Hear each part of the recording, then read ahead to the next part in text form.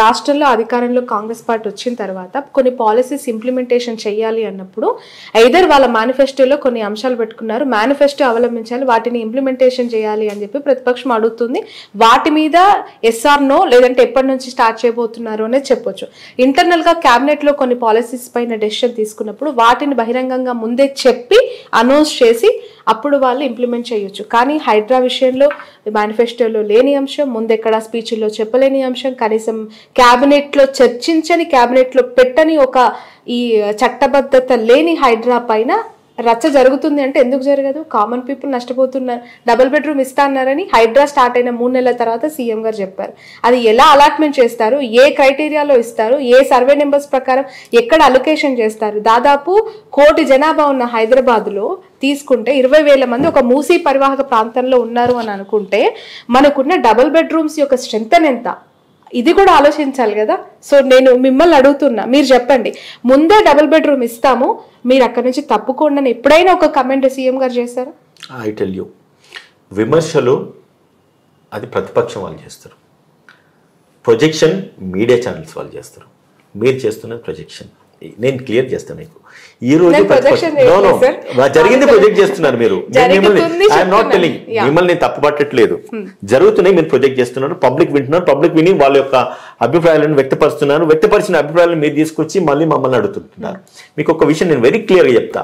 ఈ రోజు నెగిటివ్గా ప్రాపగండా, హైడ్రాన్ నెగిటివ్గా ప్రాపగండా చేస్తున్న కేటీఆర్ కావచ్చు, హరీష్ రావు గారు కావచ్చు, కేసీఆర్ ఎక్కడ మాట్లాడు, వాళ్ళ గుండెల మీద చేసుకొని వాళ్ళని అడగమనండి. ఇదే కాంగ్రెస్ పార్టీ రాకుండా బీఆర్ఎస్ పార్టీ అధికారంలోకి వచ్చినా కూడా వాళ్ళు ముమ్మాటికి ఇదే చేసేవారు. ఇది 100% వాస్తవమే. ఇది వాళ్ళ పాలసీలో ఉన్నదే. మూసీ ప్రస్తావన చేయాలనేది బీఆర్ఎస్ పార్టీ తీసుకొచ్చింది, కాంగ్రెస్ పార్టీ తెచ్చింది కాదు.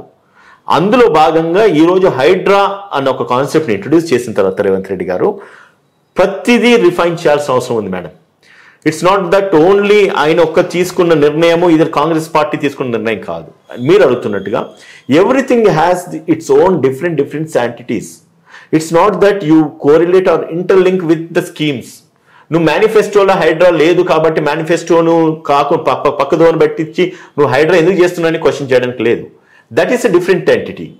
మేనిఫెస్టోలో ఏవైతున్నాయో 6 గ్యారెంటీలు కావచ్చు, లేదంటే కనుక రైతు రుణమాఫీ కావచ్చు, లేకపోతే మేము అందజేస్తున్న పాలన ఏదైతే ఉందో దాంట్లో మేబీ డిలే ఉండొచ్చు, కొన్ని ల్యాప్సెస్ ఉండొచ్చు, ఎక్కడ కూడా డినై చేయలే.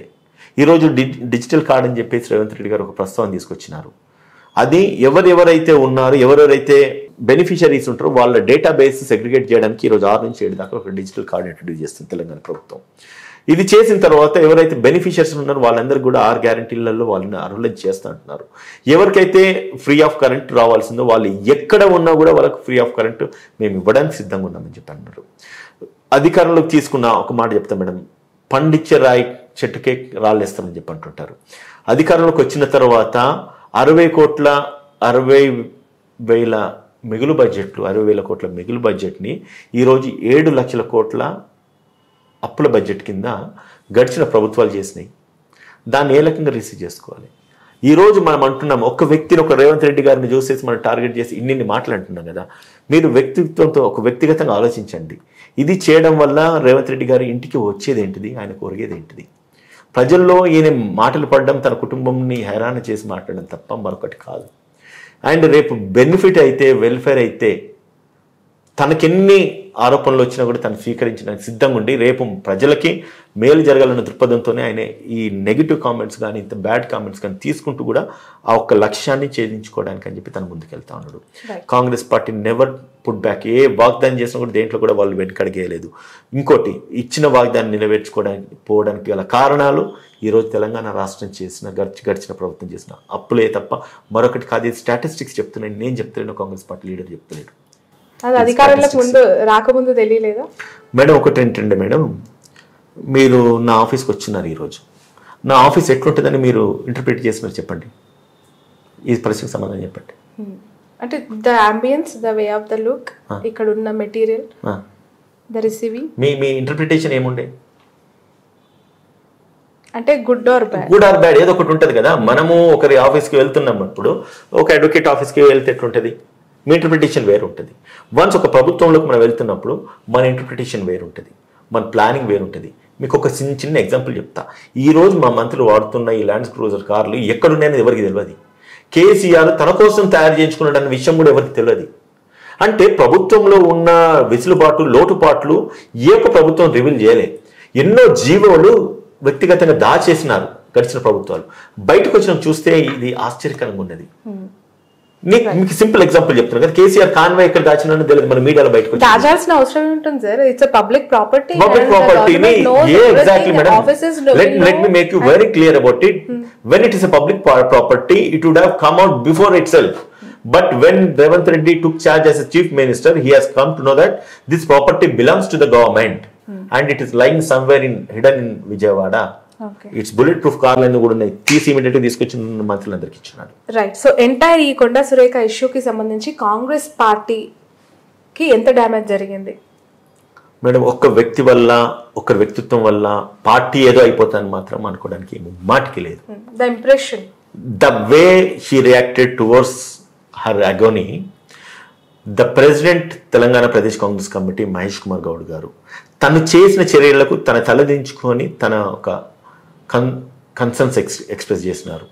తప్పు జరిగిందని చెప్పేసి ఒప్పుకున్నారు.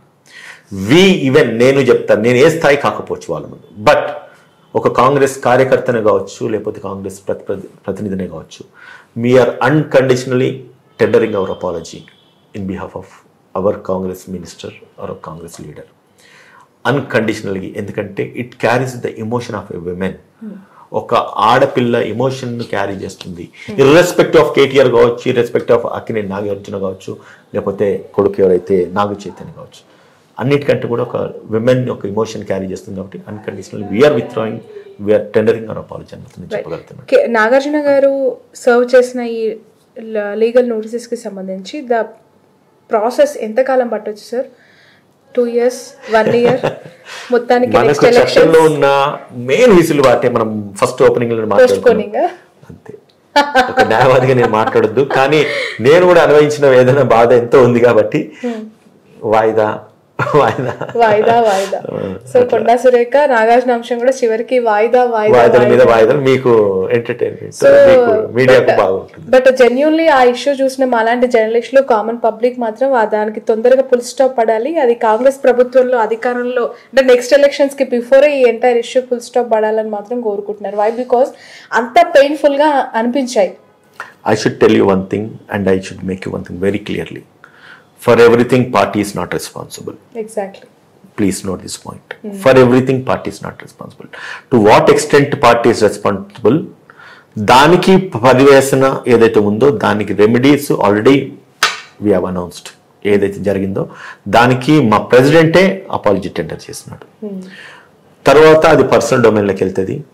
వాళ్ళు ఖచ్చితంగా కోర్టు ముందు వెళ్లాల్సిందే, వాళ్ళ ఎక్స్ప్లెనేషన్స్ ఎక్స్ప్రెస్ చేయాల్సిందే. ఈ రోజు ఏదైతే అపాలజీ టెండర్ చేసిన పార్టీ నుంచి అపాలజీ చెప్పినా కనీసం దానికి కన్సిడరేషన్ లేదు సార్. మహేష్ కుమార్ గారు పాపం పిసిసి పదవి వచ్చిన తర్వాత ఫస్ట్ టైం వచ్చి బహిరంగంగా క్షమాపణ కనీసం ఫుల్ స్టాప్ పెట్టమని అడిగితే ఒక సెలబ్రిటీ కూడా దాన్ని స్వాగతించలేదు. అందరూ మూకుమ్మడిగా ట్వీట్లు చేస్తూనే ఉన్నారు. అంటే పిసిసి అధ్యక్ష పదవిలో ఆయన ఒక పొజిషన్ లో ఉండి ఇచ్చిన అనౌన్స్మెంట్ కూడా ఎవరు కూడా కన్సిడరేషన్ చేయలేదు. ఇప్పుడు పిసిసి ప్రెసిడెంట్ అయి ఉండి తను తీసుకుని చేసిన వ్యాఖ్యలను తన విజ్ఞత, అది వీళ్ళు యాక్సెప్ట్ చేయకపోవడం వాళ్ళ ఆవేదనది.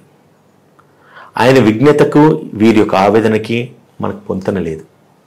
వీళ్ళ ఆవేదన సప్రెస్ కావడానికి ఆయన విజ్ఞత కాంపిటెన్స్ కాదు. ఇక్కడ ఆయన చేయాల్సింది ఆయన చేస్తున్నాడు, వీరు చేయాల్సింది వీళ్ళు చేయాలి. వీరు ఏం చేస్తారు, ఎప్పుడు చేస్తారు, ఎట్లా చేస్తారు అనేది వీళ్ళ విజ్ఞతకు వదిలేస్తాం. ఇప్పుడు ఆపరేషన్ లేకుండానే మోకాళ్లకు ప్లాస్మా ట్రీట్మెంట్, మీ ఆర్థోపెడిక్ సమస్యలన్నిటికీ రోబోటిక్ టెక్నాలజీ ద్వారా తక్కువ ఖర్చుతో శాశ్వత పరిష్కారం, ఫ్రీ కన్సల్టేషన్, ప్రతి ట్రీట్మెంట్ పై 20% డిస్కౌంట్. ఈ ఆఫర్ కొద్ది రోజులు మాత్రమే, త్వరపడండి.